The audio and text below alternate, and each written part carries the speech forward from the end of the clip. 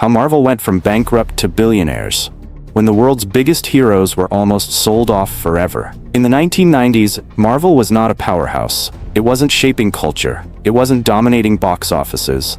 It was a company drowning in debt, watching its comic sales collapse and slowly losing control of the very characters that defined it. Spider-Man, X-Men, Iron Man, Captain America. These weren't billion-dollar assets yet. They were bargaining chips. By 1996, Marvel was bankrupt, owing more than $700 million, fighting internal power struggles, and licensing its heroes to anyone willing to write a check. The Marvel Cinematic Universe didn't save Marvel by accident.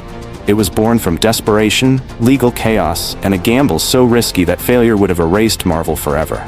This is the full story. When Marvel didn't believe in movies. In the 1960s and 70s, Marvel Comics lived and died by printed paper. Movies were expensive. Television was limited. Comics were reliable. Marvel didn't see cinema as a future, only as promotion. That's why Marvel allowed Spider-Man to appear in children's television programs essentially for free. The goal wasn't revenue, it was brand exposure. Sell more comics, grow readership. Even when the Incredible Hulk TV series became a hit in 1977, Marvel still didn't pivot. The mindset remained small. Movies were risky, characters were disposable. This early hesitation planted the seeds for everything that followed. Licensing characters, the first cracks. By the early 1980s, Marvel's finances were shaky. Comic sales fluctuated, production costs rose, competition increased. Marvel's solution was simple: license everything. Studios could use Marvel characters cheaply, as long as they produced something within a set time frame. Missed the deadline, and rights reverted. At the time, this felt safe. Studios carried the risk. Marvel got guaranteed money. What Marvel didn't realize was that it was surrendering control over storytelling, character identity, long-term value. Spider-Man was licensed for less than $1 million. Fantastic Four was passed to small studios. Captain America bounced between TV movies and forgotten contracts. Marvel wasn't building an empire. It was selling pieces of itself. The comic book speculation bubble. The late 1980s and early 1990s introduced a new problem: speculation.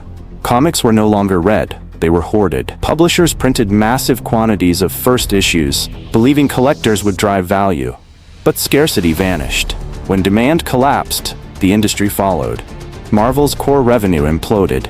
With no stable income, Marvel leaned even harder into licensing. Blade sold to New Line Cinema, X-Men and Fantastic Four sold to Fox. Spider-Man passed through multiple studios.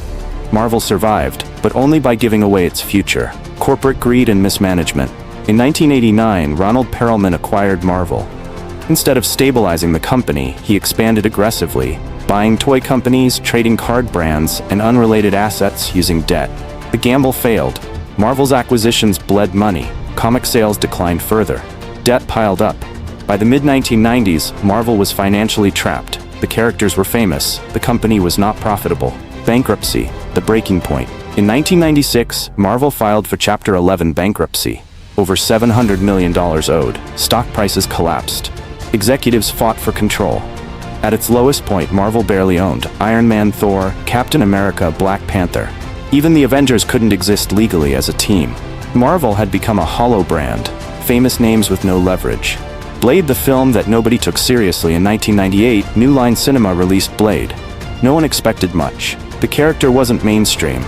The budget was modest. The rating was R. There was no shared universe, no long-term roadmap, no cinematic ambition beyond a single release. It was treated as a standalone experiment, violent, niche, and detached from Marvel's larger identity. But Blade succeeded.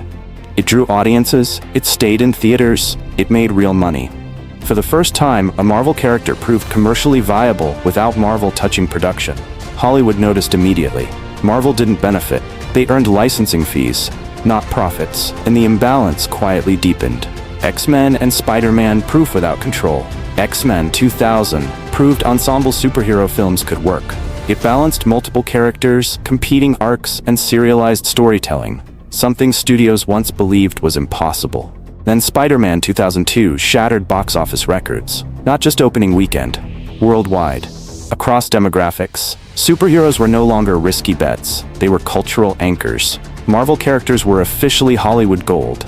Yet Marvel remained poor. The studios built empires, sequels, merchandise, licensing deals, Marvel watched from the sidelines. This frustration sparked a radical idea. What if Marvel stopped licensing and started creating the most dangerous loan in Hollywood history? Marvel Studios didn't have money. They had characters and desperation, so they made a deal. A $525 million loan backed not by buildings or equipment, but by intellectual property.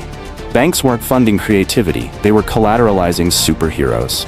If Marvel failed to repay the loan, the bank would permanently own Iron Man, Thor, Captain America, Black Panther, bro. There was no backup plan, no second chance.